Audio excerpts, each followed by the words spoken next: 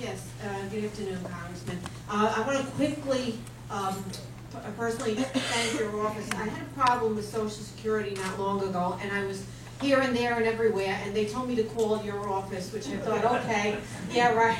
But I did call, and I have to say they were extremely gracious. I did get an answer. My problem was solved. So, yeah,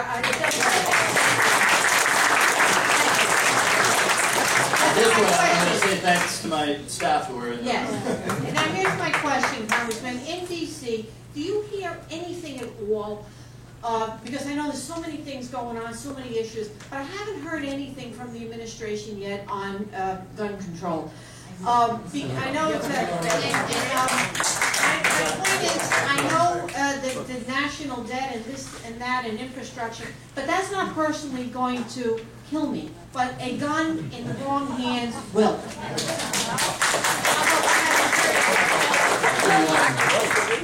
The gun, I must tell you, the gun control debate in Washington is so strange. The gentleman who was up here earlier was referring to it. I was watching Wayne LaPierre, the head of the NRA, on TV about a year ago, absolutely excoriating this president for his god-awful gun control record, and he wants to take away your guns. This president has done one thing relative to guns in his 3 years in office, and that has been to sign a bill which makes it legal for you to carry weapons into national parks. So we have this bizarre debate, and it frustrates me, honestly. People will have different opinions on this. I'll tell you my opinion. I grew up shooting, very carefully, being trained, camp counselors and others being very careful. It's an activity that, in the right context and with trained people and not psychotics and not ex-felons and whatnot, ought to be permitted. And we shouldn't let unlicensed gun sellers in Virginia sell Glock 9s to whoever walks into their tent in Alexandria, Virginia. It seems to me that this is an issue where there ought to be a fairly reasonable answer, but because our politics are so warped on the topic of the Second Amendment, we get these ludicrous results. And just one more quick thing. I want to add, have you ever read the essay, get a knife, get a gun, but for God's sakes, get rid of a dog, get a knife, but get rid of a gun? Have you ever read that essay?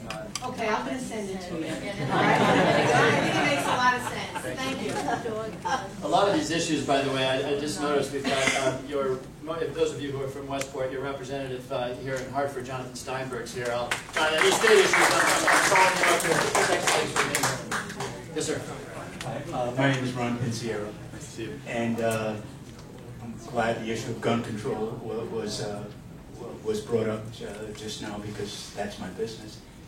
And I just wanted to say that on that vote, the vote on Attorney General Holder, which was of course a ridiculous vote, and it was just for show. Oh yeah. Everyone knows it, and nothing's going to be done about it. And the NRA didn't need the 17 votes that they pushed there, but I think the idea there is intimidation, which has always been their method.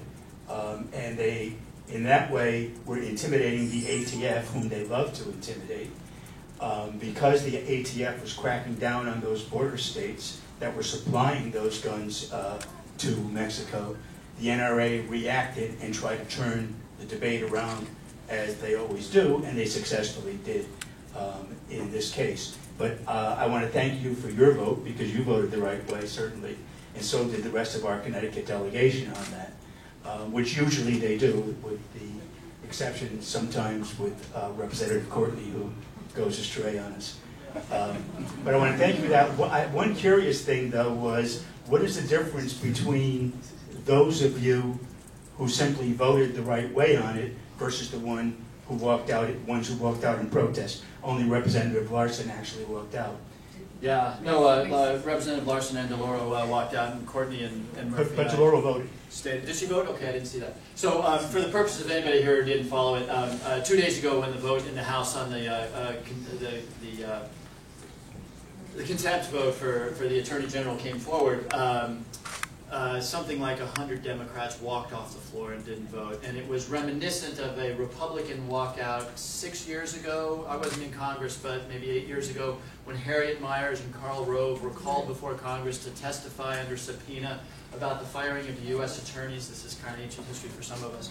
But anyway, they didn't show up. They called a contempt vote. The Republicans marched out. This time 100 Democrats. I actually thought a little bit. I thought hard about this. I remembered in Wisconsin. You remember in Wisconsin a bunch of Democratic legislators? And I remember when that happened, I thought to myself, I'm not sure I'd be a party to that because at the end of the day, you all send me there to vote yay or nay. And just because I'm going to lose doesn't mean I shouldn't cast my vote. So I deliberately didn't walk out, and I voted no because I didn't feel. Maybe you're getting this. Hopefully, you're getting this sense. The institution is something in which we should take a lot of pride, and so we shouldn't turn our back on the institution, even if it's doing something we consider silly. So I stayed in the chamber and voted. Good for you, Jim. The stimulus and park money